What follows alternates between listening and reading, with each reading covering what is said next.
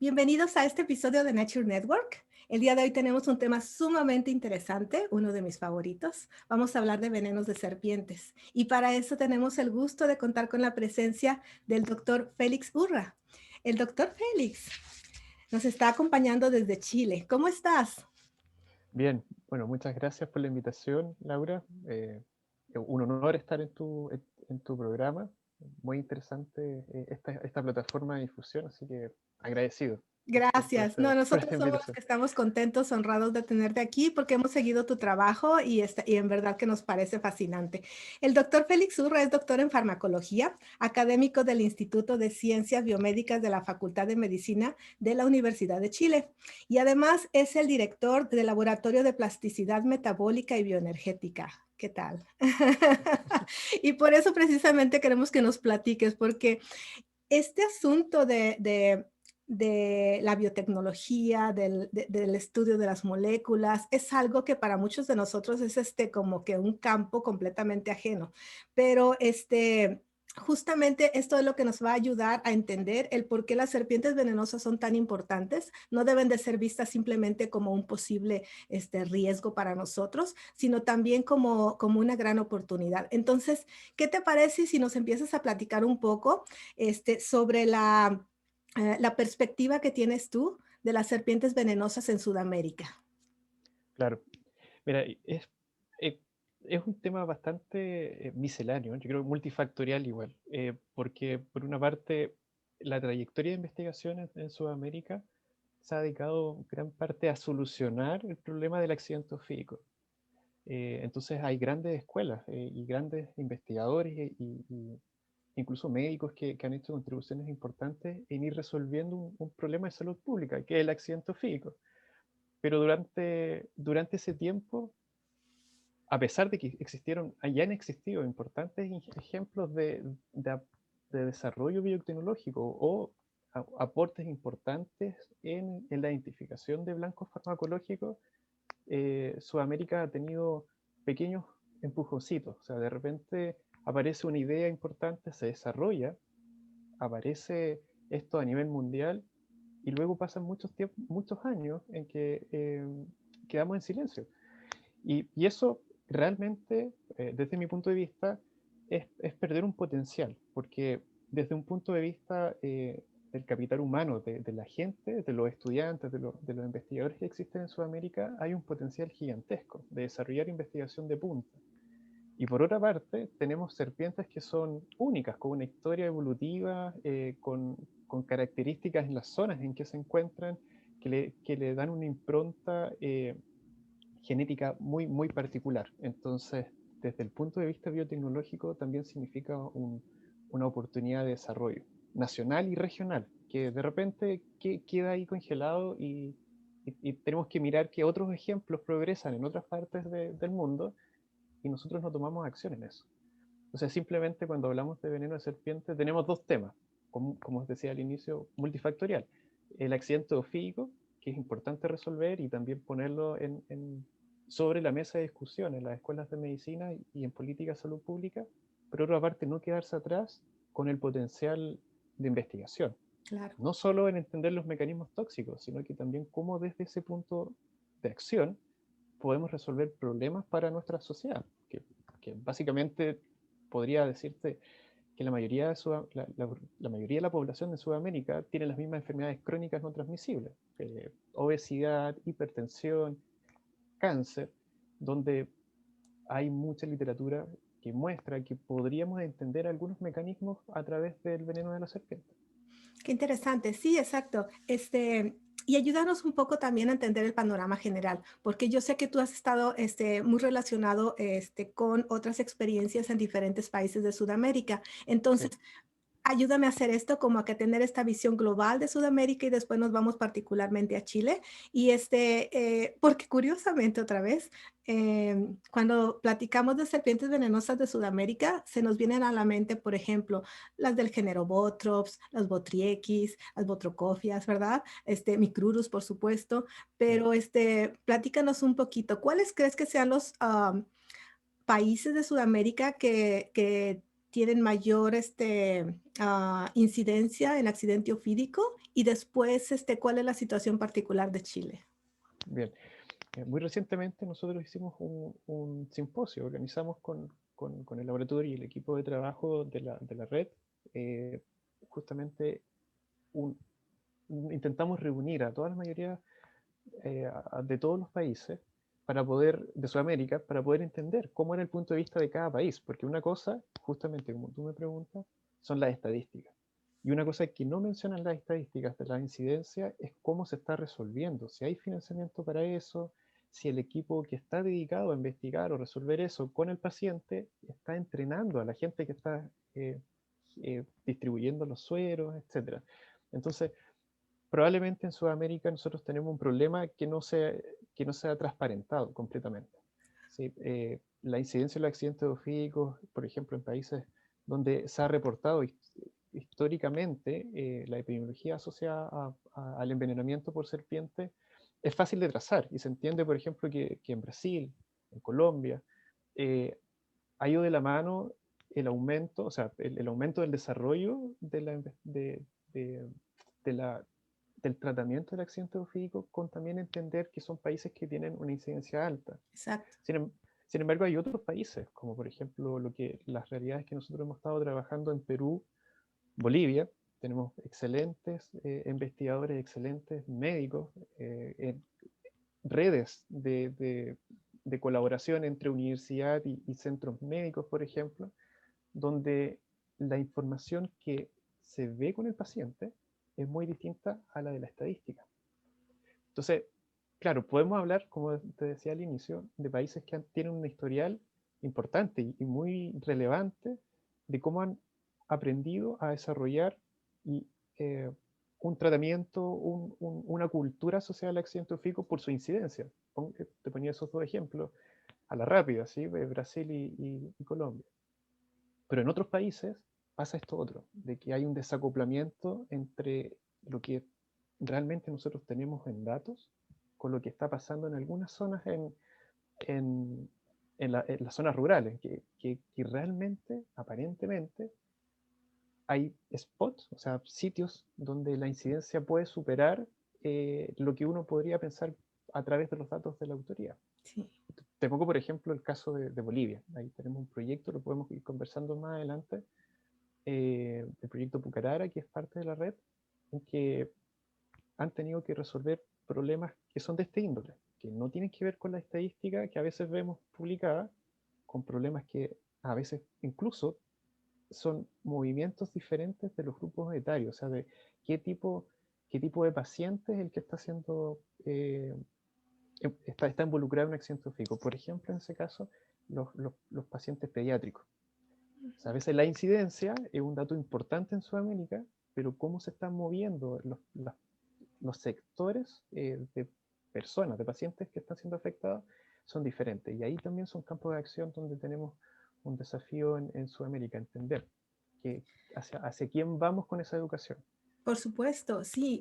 Esa es particularmente uno de los campos de mayor interés ahorita mío profesional y que de hecho estoy tratando de dirigir un estudio de doctorado que estoy a punto de empezar en ese sentido, porque en los aspectos sociales, la realidad, ¿verdad?, de las personas que están directamente enfrentándose a esta problemática necesita de una...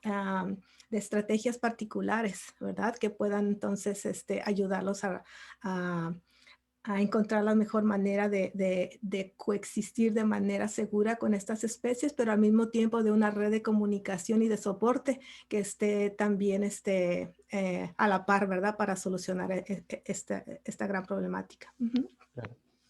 Ok, y bueno, nos platicas, por ejemplo, sí, es bastante reconocido Brasil, Colombia, ahora están trabajando ustedes también, y me quiero unir al reconocimiento de Bolivia y Perú como países que están haciendo estudios y uniendo esos esfuerzos, pero ¿cuál es la situación en Chile?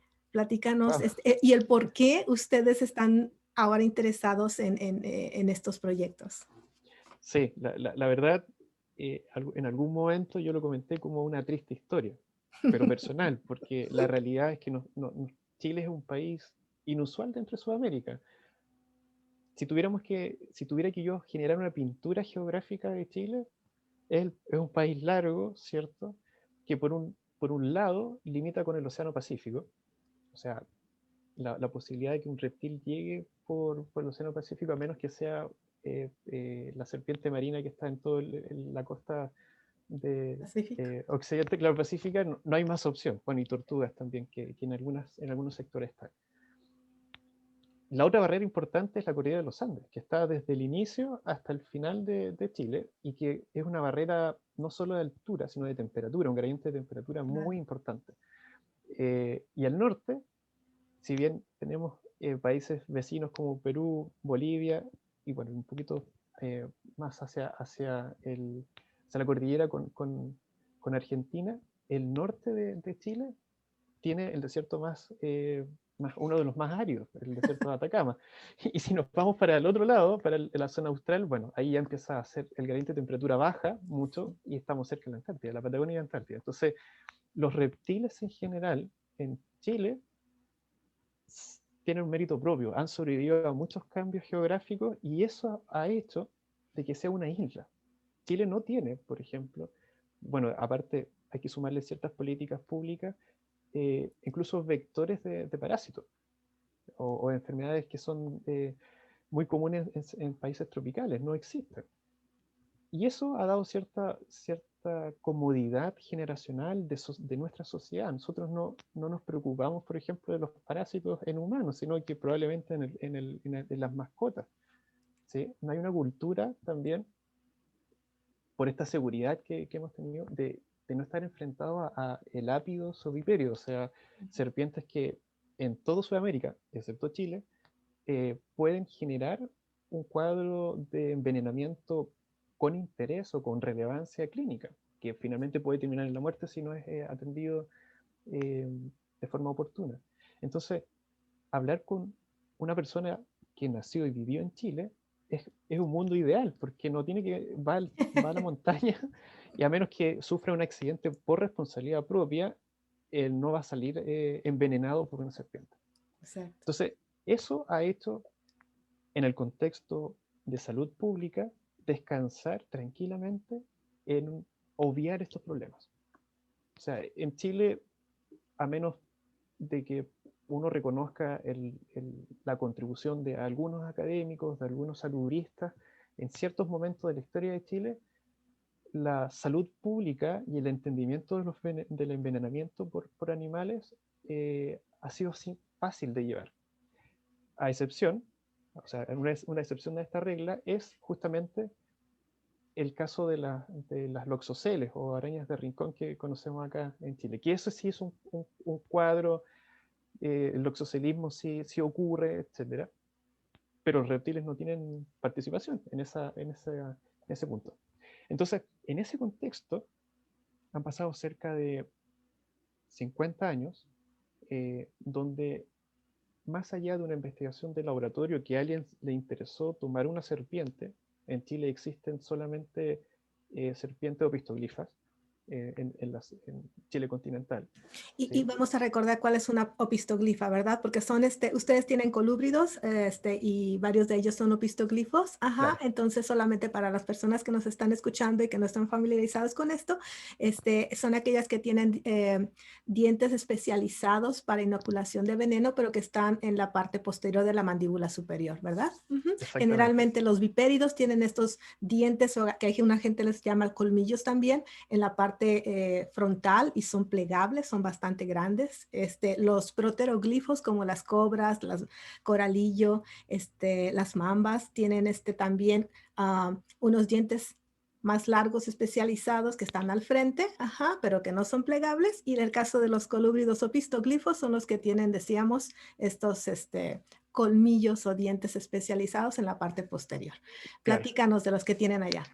Entonces, ahí hay un tema muy relevante, porque como les decía, a menos que exista un interés de alguien muy particular en la investigación durante la historia de Chile, eh, o sea, no se sabe más, porque no hay una necesidad de salud pública, básicamente Exacto. porque no está muriendo alguien por ese veneno. Entonces la mayoría del desarrollo de la toxicología clínica se la ha llevado la araña de rincón, o sea, el género Loxosceles.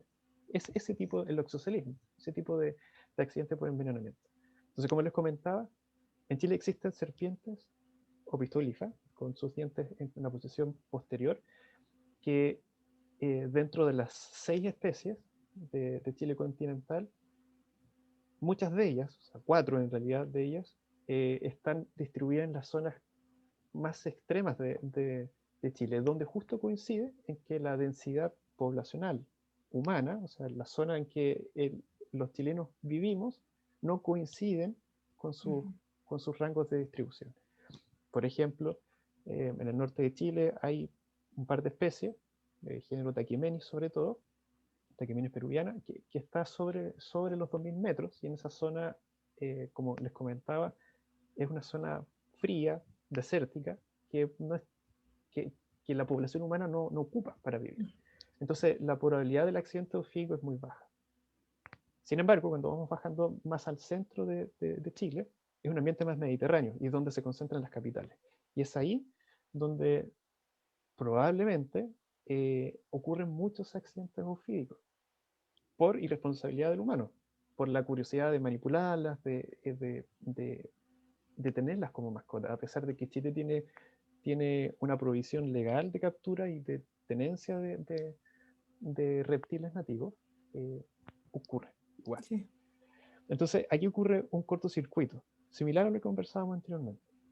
Para la política de salud pública o la estadística es que hay solo 7 casos en casi 400 años de historia de Chile, 7 casos de accidente ofídico. Y por lo tanto no amerita una atención importante desde la salud pública, ¿cierto? O menos en el entrenamiento de los médicos. Ajá, claro. Pero gracias a nuestro interés, que fue básicamente personal, y empezar con nuestros colegas y estudiantes a ordenar esta información, había un cortocircuito. Encontramos muchas personas que decían, sí, yo pasé por la clínica, a mi sobrino fue de vacaciones, recogió una pelota jugando en el jardín y terminó con 3 días hospitalizados por una serpiente, y ese registro no estaba. Entonces dijimos, ok, acá hay algo que solucionar. Y claro, nos hemos dado cuenta, por ejemplo, hemos iniciado varias políticas o programas para ir capturando esta información que no está en los medios oficiales. Y hemos, por ejemplo, en un catastro retroactivo, preguntándole a la gente y también a equipos médicos, recuperado casi 55 casos que han ocurrido en los últimos 10 años. Entonces, y cuando hacemos el análisis de esos casos y vemos dónde están ocurriendo, justo coincide que son las 2 especies de serpientes, una que se llama serpiente de cola larga, Philodrias chamisonis, y una que se llama serpiente de cola corta, Taquimenis chilensis, que se distribuyen por la zona, por el hábito que tienen, ¿cierto? De capturar lagartijas, de capturar roedores pequeños y anfibios, por las zonas donde la población chilena tiene sus capitales. Okay. Entonces, hay una alta probabilidad, uno predice una alta probabilidad de que el conflicto humano-serpiente se produzca en esa zona. Y cuando hacemos el cruce, cuando hicimos el cruce hace un par de años con la información que recuperábamos nosotros de los medios no oficiales, coincidía exactamente con eso. Entonces, los lugares donde hay mayor densidad de población, y que también sabemos por colecta o estudios ecológicos, donde hay poblaciones estables de estas serpientes, es donde la gente nos reportaba que había un accidente ofídico. Entonces, evidentemente estamos en un caso, a pesar que Chile no tiene el problema de producir una muerte, tener una muerte por envenenamiento de serpiente, tenemos el mismo reflejo de lo que conversábamos en otras partes, que a veces hay un desacoplamiento entre la estadística y lo que realmente está pasando en terreno con la serpiente y con el humano en este conflicto que a veces requiere ser estudiado no tanto en números, porque te refleja otra cosa. Ajá. Así es. Y platícanos un poco de las características del veneno, por ejemplo, de Philodrias o de las especies que tienen ustedes allá. ¿Qué es lo que han llegado a a entender, a conocer de su composición y también cuáles son los efectos o signos y síntomas que presentan las personas. Perfecto. Comencemos al revés. Les voy a contar qué es lo que produce el veneno. ¿Ok? ¿Ya? Porque, como les comentaba, el estudio de las toxinas y el veneno de las serpientes chilenas ha sido muy pobre, Ok. muy pobre. El número de publicaciones no deben ser más de 10 y muchas con poco, no poco rigor científico, pero con poca documentación clara. Entonces, las conclusiones son bien difusas en ese sentido. Lo que sabemos es que el accidente ofídico producido por Piloria chamisonis, que es la serpiente de cola larga, es un cuadro que se desarrolla rápidamente en los primeros 30 días, perdón, en los primeros 30 Minutos. minutos, en el sitio de inoculación, que generalmente son las manos, porque les decía, por la tendencia de la gente, por curiosidad de manipularlas, hay inflamación, un dolor eh, punzante. Muchas veces las personas, como no hay una cultura asociada al accidente ofídico, intentan desprenderse de la serpiente del sitio de inoculación, fracturando los dientes. Entonces, es muy probable, lo que nosotros creemos es que todos estos casos ocurren con permanencia de los dientes fracturados en el sitio de inoculación.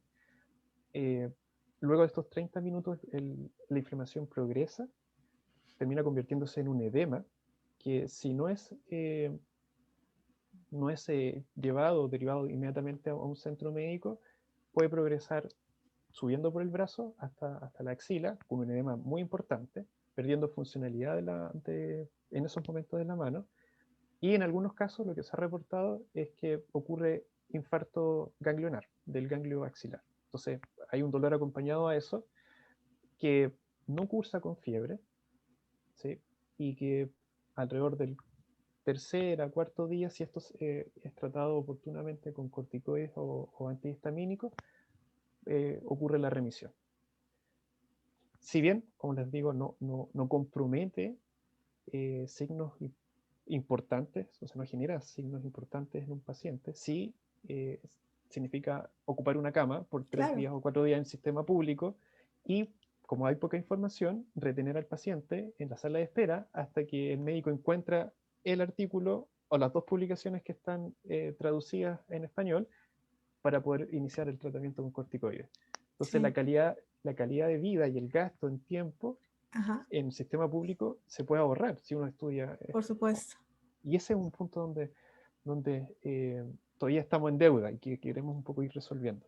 En el caso de la otra serpiente, Tachymenes chilensis, ocurre algo muy similar. El cuadro es muy similar. Por ahí hay un par de trabajos, un par de reportes que en personas que eran carpinteros, que tenían una actividad agrícola, desarrollaron mareos, vómitos, un compromiso que podría ser algo neurológico. Ujú. ¿Sí? Pero en ambos casos, estos cuadros avanzaron con tratamiento oportuno de antiinflamatorios, de rehidratación, entre el cuarto o quinto día, sin tener grandes consecuencias. Por otra parte, eso es lo que cuenta la literatura, pero hemos conocido casos que el tiempo en el que el paciente tiene el accidente ofídico y la llegada al centro médico ha sido tan grande por descoordinación, porque creen que es una broma, los centros médicos creen que es una broma, como no es común que se Claro. le llegue una serpiente, entonces no la atienden y están con Ajá. la serpiente ahí colgando, le dan tiempo, como es una serpiente opistholifa, a que siga mordiendo. Y, ese, y esa acción mecánica de morder permite perforar más, ¿cierto? Y seguir entregando veneno. Entonces, en esos casos muy particulares, eh, se ha tenido que incluso hacer un injerto porque se ha generado necrosis de algunos dedos. Entonces, eso llama la atención, porque evidentemente no está en la literatura, Ajá. los equipos médicos no le prestan mucha atención, pero si no ocurre una atención oportuna, se complica y harto. Consecuencias que pueden tener estos accidentes son igual bastante moderadas comparado con lo que pasa en otras partes del mundo y tiene que ver un poco con la funcionalidad de la mano, cambia un poco la topología de la piel en la zona que cursó este edema, pero más allá no hay caso de complicación. Entonces, Exacto. por la otra parte, lo que tú me preguntabas de las toxinas es otra historia, muy distinta. Así En el es. caso... Sí, perdón. No, es que estoy Dale. pensando y bueno, como bien dices, por supuesto que la atención a nivel mundial y con la estrategia de la Organización Mundial de la Salud, los focos las intenciones y todo está con los países que se enfrentan a situaciones que amenazan o donde tienen ya tasas de mortalidad, donde tienen tasas de morbilidad alta, ajá, Mm. y claro, ahí requieren de mucho más ayuda. Sin embargo, el conocimiento y el entendimiento de casos como estos que nos estás tú platicando nos permiten simplemente el ampliar el panorama y el encontrar otras, sí, o sea, no porque un problema sea no tan grave, necesitamos simplemente dejarlo a un lado, ¿verdad? Y además de ahí se pueden aprender muchas lecciones interesantes para poder aplicarla en otros sentidos. Platícanos un poco qué es lo que han encontrado ustedes o qué estudios están haciendo. Claro, mira, y eso es importante porque finalmente estamos hablando de una persona. Entonces, Claro, vaya, va a ser un poco cruel lo que voy a comentar, pero vaya a morir o no, es, un- es un punto, pero sigue siendo una persona que está en un cuadro de incertidumbre. No sé, pensemos que la mayoría de estos accidentes es una persona que no sabe que la toxina tanto está actuando. por Entonces, supuesto. está en juego su salud también, su tranquilidad, y eso es calidad de un estándar de vida finalmente Sí, que tiene que ser para todos. Eh, claro, nosotros en ese sentido hemos intentado avanzar en entender cómo ocurren esos fenómenos, porque como les comentaba, en la literatura es muy descriptiva, pero pobre en cuanto al fenómeno aparente que realmente está ocurriendo en la vida real con los accidentes autofílicos. Entonces, nosotros en 2015, eh, eso fue justamente colaborando con los muy buenos amigos y colegas de el INTA, que es un instituto dedicado a la tecnología de alimentos, básicamente, donde hay un laboratorio de expresión génica que un día de estos yo llegué y les comenté, ¿sabes qué? Esto es lo que pasa, nosotros estamos interesados, me gustaría que pudiéramos cambiar el panorama en cuanto a esto y empezar a entender los mecanismos. Y para eso armamos un trabajo, se publicó en 2015, sobre la primera evidencia de genes que estaban siendo expresados en la glándula venenosa de la serpiente de cola larga, Phyllodeira chamizoni, ujú, que dentro del panorama de todo lo que se había hecho en Sudamérica ya había evidencia dentro de otras filodrias que expresaban ciertas toxinas, trabajos de María Elisa Peixoto en Argentina, había evidencia, pero Chile faltaba. Y sin ese trabajo, nosotros creíamos no íbamos a poder cambiar este panorama, no íbamos a poder quizás conocernos incluso y estar conversando esto. sí, Por, claro, a ese nivel, porque antes de que pudiéramos obtener esa evidencia y mostrarla y publicarla en Toxicon, en Chile tú escuchabas a los médicos veterinarios sin tener un problema con las profesiones, pero básicamente para comentar que eran los referentes de un tema en el que aseguraban que las serpientes chilenas no eran venenosas. Entonces generaba una mala información exacto. a la comunidad. Y cuando nosotros mostramos con herramientas, clonando 5 genes, descubrimos que tenía metaloproteasas, serinoproteasas, otras proteínas que se llaman proteínas ricas en cisteínas, las CRIPS que conocemos, eh, lectinas y también péptidos natriuréticos, que entre paréntesis, el péptido natriurético es una hormona, nosotros los mamíferos las tenemos, como nosotros como mamíferos la tenemos circulando en la sangre y regula nuestra presión arterial y también la diuresis, o sea, la cantidad de orina y la frecuencia de la orina que, que nosotros tenemos. Pero en la serpiente ese gen progresó en la evolución, ¿cierto? Se secreta y es una toxina que tiene un efecto hipotensor. Ok. Y eso también se conoce y está presente en algunos varánidos y en algunas otras especies de vipéridos, etc. Entonces, para esa época, fue uno de los pocos genes de serpientes opistoglifas que nosotros logramos publicar, que se conocía con estas actividades.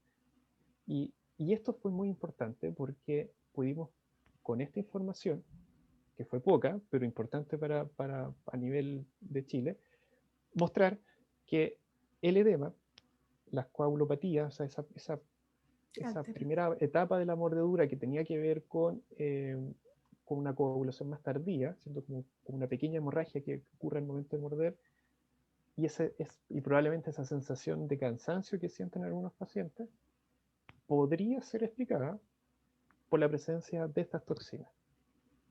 Y eso dio una especie de causa-efecto mecanístico importante. Entonces fue el primer trabajo después de 50 años que le pone la otra parte a la historia. Es decir, esto está ocurriendo y son por toxinas. Y Ajá. justamente son toxinas que están presentes en todas las otras serpientes. Son familias, son, por lo menos estos genes que te comenté, dos de ellos, las serinoproteasas y las metaloproteasas, son las más abundantes y más distribuidas en todas las especies de serpiente en el mundo. Entonces son genes muy conservados, que cuando uno lo encuentra, sabe que tiene una función tóxica importante y característica, que tiene que Así ver es. con la inflamación, con la agregación plaquetaria. Eh, en algunos casos, bueno, en el caso de Filodria se sabe que no existen otro tipo de toxinas que son las fosfolipasas, entonces no ocurre la mionecrosis y otros procesos. Y eso fue el primer punto en esta avance. Qué interesante. Ay. Para mí es fascinante todo esto, ¿no? Cada vez que, o sea, cada individuo es como que un, un universo por explorar, ¿no? Ajá, porque estamos hablando de la especie y todas estas novedades que encontraron ustedes y que pudieron demostrar, pero incluso sabemos que en los venenos de serpientes hemos encontrado variación a nivel geográfica, variación a nivel individuo, entonces realmente todo esto es fascinante, ¿no? Claro. Y ahorita yo creo que es el excelente momento para empezar a platicar precisamente de cómo ustedes en el laboratorio junto con otros han estado llegando a estos procesos de aislar ciertos componentes moleculares y trabajar con ellos y cuál es el potencial que tenemos para la aplicación en la industria farmacéutica. Claro. Ese es otro tema. El lado B de estudiar los fenómenos de serpiente. Mira, gracias al desarrollo eh, metodológico que ha tenido en los últimos años la región. En Sudamérica hay muy buen desarrollo, como decía al inicio, la formación de estudiantes y también metodológico, nos ha permitido generar una siguiente escala. ¿Sí? En el caso particular de los laboratorios de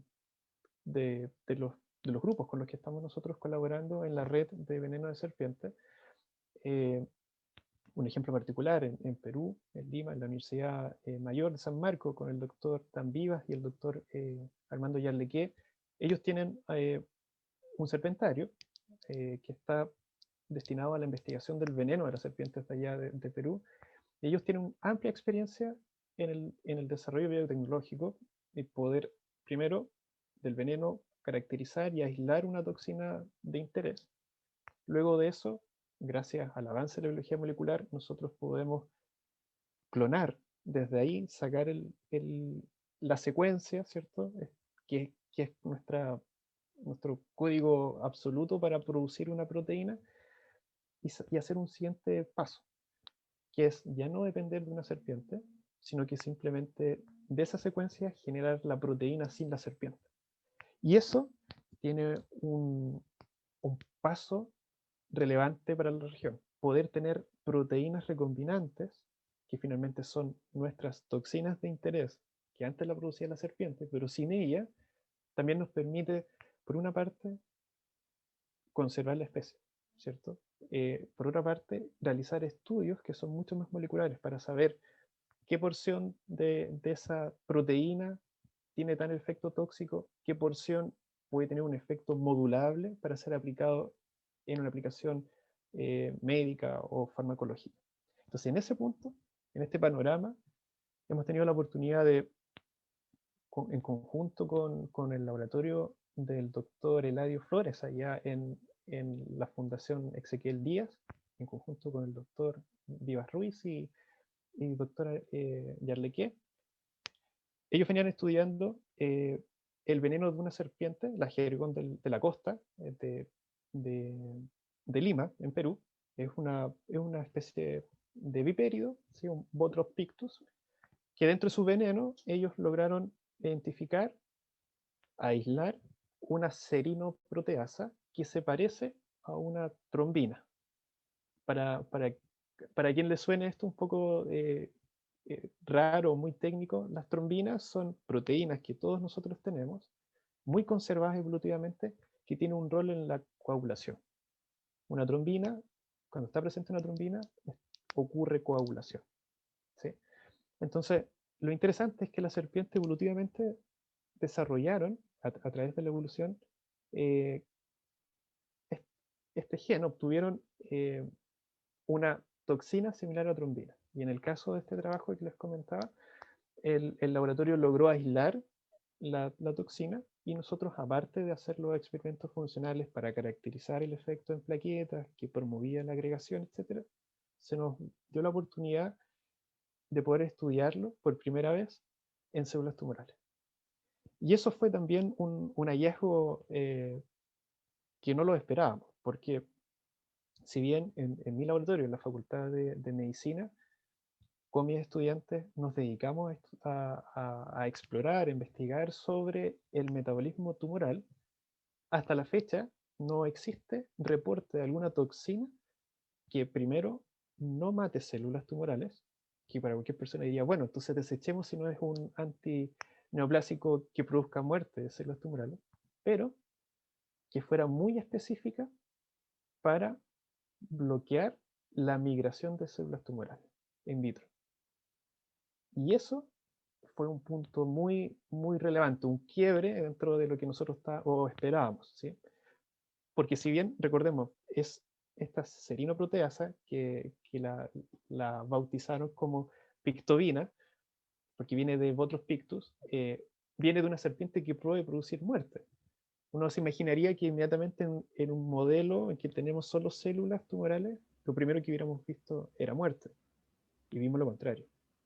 Y ese mecanismo eh, pasaba por modificar el metabolismo de las células tumorales. Entonces esos dos puntos, que no matara pictobina, que inhibiera la migración tumoral como un indicador in vitro de su potencial antimetastásico, Ajá. y aparte que ese fenómeno ocurriera con alteración metabólica en la mitocondria, para quienes también le parece un nombre un poco extraño, la mitocondria es un organelo que está en la célula, o sea, un componente de todas las células que nosotros tenemos, que es responsable de la producción de energía. Los músculos se contraen gracias a la función de las mitocondrias produciendo energía, el corazón también. Entonces, lo interesante fue eso, de que por primera vez encontramos una toxina que se parece a una trombina, que tiene que ver con la coagulación, pero que en células tumorales afectada a la migración. Claro. Entonces, igual como lo estás diciendo, la gente probablemente está más familiarizada con el término metástasis, ajá, que es como cuando Claro. dicen que se distribuye o ¿cómo se llama? Si se dispersa, ¿verdad? Claro. La enfermedad, el cáncer por el cuerpo. Entonces, lo que estamos platicando ahorita con esta protombina es que disminuye o inhibe esa migración, esa metástasis. Claro. Mira, aquí pasa otra cosa muy similar a lo que pasa, a lo que comentábamos en el accidente ofídico. Si bien el cáncer, especialmente el cáncer de mama, que últimamente pasó a ser uno de los más importantes a nivel mundial, superando el cáncer de pulmón, eh, por su naturaleza molecular, hay ciertas características que para el médico, para el farmacólogo, es importante para tratarlo farmacológicamente. Es decir, dentro del cáncer de mama hay distintos subtipos con distintos receptores que permiten ser bloqueados por fármacos que Okay. se conocen. Entonces, cuando un paciente es diagnosticado con cáncer de mama, lo tipifican y dicen, es un cáncer triple positivo, triple negativo, y ese triple hace referencia a que existan o no receptores de progesterona, de estrógeno y otro un factor de crecimiento. Y cuando están esos receptores, entonces existen fármacos para que los bloqueen. Entonces, en esa conversación nosotros podemos proyectar que aquellos pacientes que tienen un cáncer que da positivo a todos esos receptores tienen un tratamiento farmacológico específico y se puede tratar y se puede controlar bastante bien. Pero ¿qué pasa con los que no tienen esos receptores? Donde esos fármacos no pueden actuar. Y ellos son los, los tipos de cáncer de mama triple negativo, que lamentablemente en la actualidad no tienen una terapia específica por no tener esos receptores. Y se recurre a quimioterápicos que son estándar, pero que si bien controlan el progreso de la enfermedad, del tumor primario, o sea, el crecimiento del tumor, eh, tiene muchos efectos adversos asociados. Y segundo, justo coincide de que este tipo particular tiene al menos 4 veces, este tipo de cáncer, 4 veces mayor capacidad de generar metástasis. Entonces, tenemos que el que podría generar más problemas a largo plazo generando metástasis, no tenemos en la actualidad una terapia específica. Y ahí hay un problema, que es como muy similar a lo anterior. ¿Dónde ponemos la atención? ¿En mejorar la calidad de vida de esto que está relativamente resuelto? ¿O a investigar duramente, ¿cierto? Muy profundamente, en buscar nuevas estrategias de bloquear, no el crecimiento, porque la terapia estándar lo controla. Es esa capacidad de arrancar del tumor primario y generar la metástasis. Okay. Y de hecho, en la actualidad no existen fármacos específicos para controlar la metástasis. Uno controla indirectamente la metástasis al intentar reducir el tamaño del tumor primario. Ajá. Pero aquella célula que logra salir del tumor primario, circular por la sangre y encontrar el tumor y establecer un órgano diferente, distante, como un nuevo lugar de colonización y hacer un tumor secundario, o sea, que ocurra la metástasis completa, todas estas otras etapas no existen fármacos específicos. Y ahí está la historia de Pictovina otra vez. Como no mataba, ¿cierto? No tenía un efecto citotóxico, pero sí fue muy específico en esta primera capacidad que adquieren las células en metástasis, que es moverse, o sea, migrar. Nosotros prendimos nuestras luces, o sea, nuestra ampolleta. Dijimos acá, probablemente Pictovina no alcance en un tiempo muy grande a hacer un fármaco, pero sí nos está enseñando algo. Hay un mecanismo específico de una toxina, ¿cierto? Que tiene un rol de coagulación importante, porque es similar a trombina, pero en una célula tumoral. Y afecta específicamente un proceso que estamos intentando entender y que mucha gente y muchos grupos a nivel mundial están intentando establecer dónde intervenir para que específicamente ese proceso no ocurra. Wow, wow. Es súper interesante. Y aparte, qué esperanzador, ¿no? Ajá, el poder contribuir a mejorar la calidad de vida de las personas que están y a controlar este tipo de problemas que son tan terribles, ¿no? De salud. Claro, Ujú. claro, y finalmente termina siendo un granito de arena dentro de muchas cosas, quedan muchas cosas que entender. Entonces, para ir cerrando un poco esta historia del progreso del desarrollo farmacológico, eh, la biología molecular, la biotecnología asociada a esto es muy importante, porque para esta siguiente etapa ya no es necesario tener serpientes, porque Sí. como conocemos la toxina, entonces ahora podemos clonarla y recogerla de bacterias del laboratorio y ahora empezar a estudiar fragmentos y entender qué porción de toda esta otra proteína tiene ese efecto particular. Y este proceso, el que le estoy comentando, no es ajeno. Y las serpientes, para la medicina, y sobre todo para enfermedades que son muy de conocimiento público, ¿cierto? Como la hipertensión, el cáncer, han hecho un rol muy importante. Solo un ejemplo para contar este escalamiento desde la observación de un gen y terminar en un tratamiento de una enfermedad es el captopril. Gracias a la contribución de científicos de Brasil, se conoció una toxina que genera hipotensión en, en ratones, ¿cierto? Y luego, al entender el fenómeno, comenzaron a estudiar qué porción era responsable de ese efecto. hasta encontrar la estructura mínima de eso. Al conocerla y conocer su blanco, entonces otro grupo de investigadores químicos lograron pasar de un péptido mimético, es decir, una estructura que pareciera ser una proteína, a una estructura química que ya no necesitaba bacterias, sino que un matraz para sintetizarla a gran escala y terminar siendo el captopril que tenía tolerancia, que tenía un perfil de seguridad y que cualquier persona ahora lo podía comprar en una farmacia y tomarlo. Ese escalamiento las serpientes lo demostraron y se puede hacer. Y eso es lo que yo creo un buen ejemplo de por qué no solo hay que estudiar la serpiente y su veneno desde un punto de vista de accidente ofídico, sino que a nivel regional representa una esperanza para poner una bandera en el desarrollo probablemente de generaciones de científicos en el desarrollo de la farmacología molecular asociado al arsenal que existe en la serpiente. Por supuesto, por supuesto.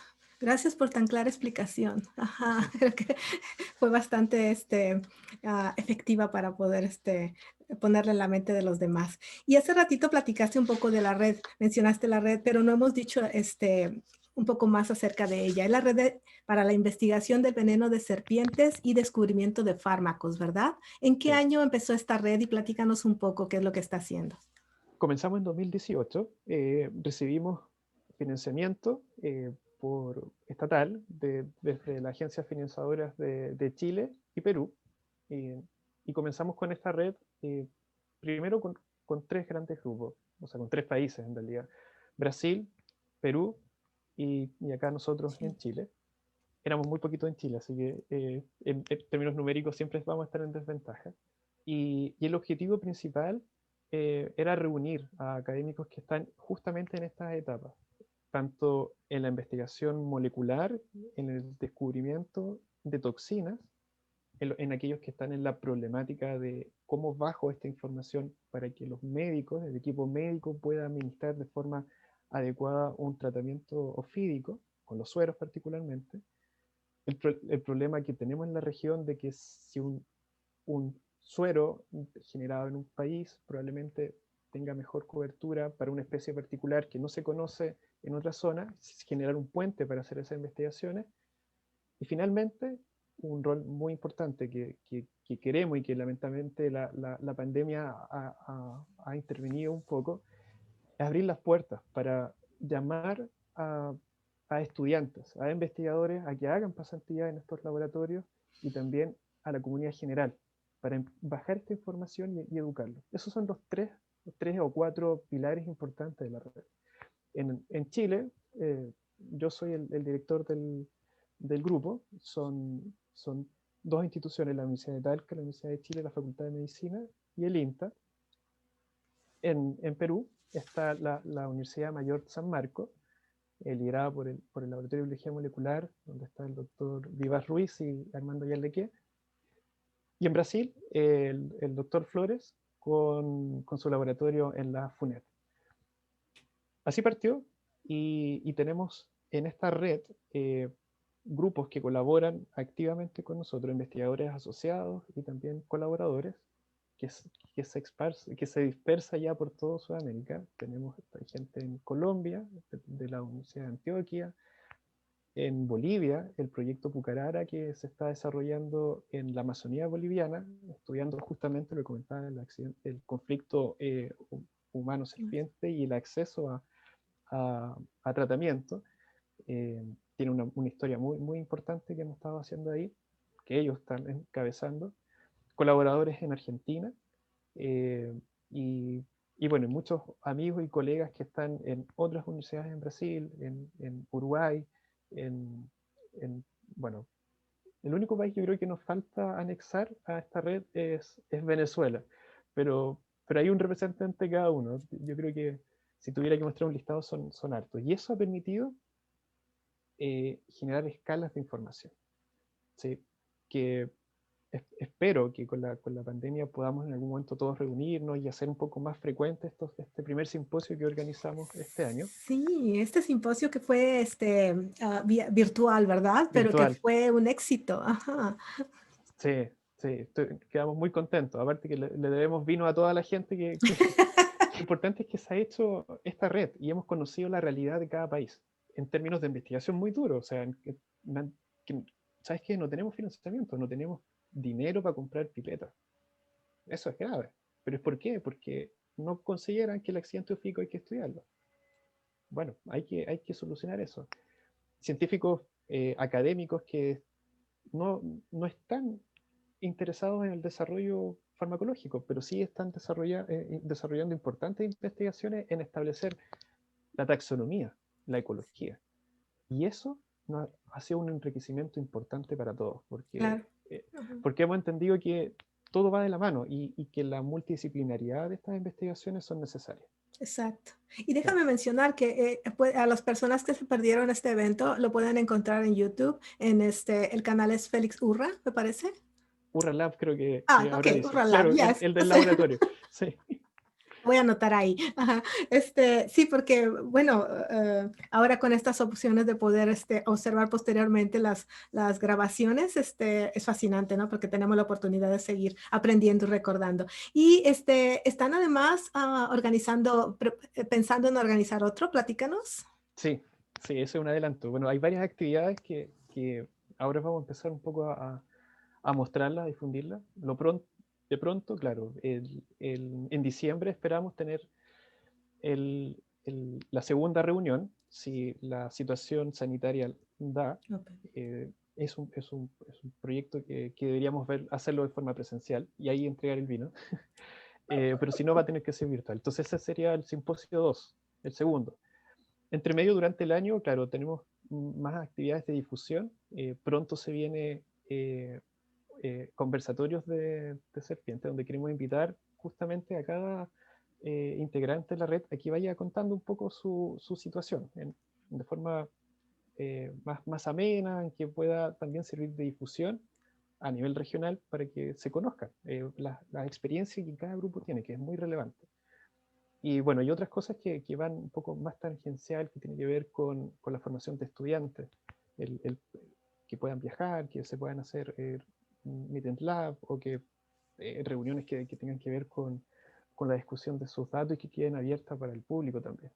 Exacto. Y Sí. otra de las actividades que vale la pena que aquí comentemos es que precisamente el doctor Félix Urra es el cofundador y editor en jefe del Boletín Chileno de Herpetología. Entonces, ¿tienen alguna versión en línea, verdad? ¿O cómo podemos Sí, tener acceso para? sí, está la página web, el boletín comenzó en 2014, justamente en respuesta a lo que estamos conversando. En Chile, cuando comenzamos con esto, no había un medio local de información. Entonces se perdía mucha información que era de nivel ecológico, taxonómico, que era importante para escalar a la siguiente información.